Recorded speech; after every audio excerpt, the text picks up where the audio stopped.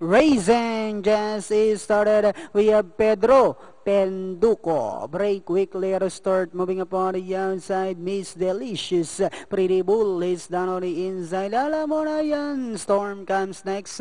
Then followed by Rising Star. While Federer is the early trailer by about 8 lengths to work out. And going along for the first turn, we have Pedro Penduko by about 2 lengths, and in second is Pretty Bull, and on the outside third comes Miss Delicious. 3 lengths further back in fourth comes Alam Mo Na Yan, then followed her by Storm. Next on line is Federer, while Rising Star now racing in less half-mile distance. They traveled.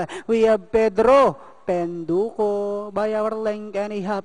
Miss Delicious in second on the outside. Pretty Bull is down on the inside third. Alam Mo Na Yan comes next. Rising Star, Federer, while Storm now racing in less. And at the far turn, the lead now belongs to Miss Delicious by our length and a half.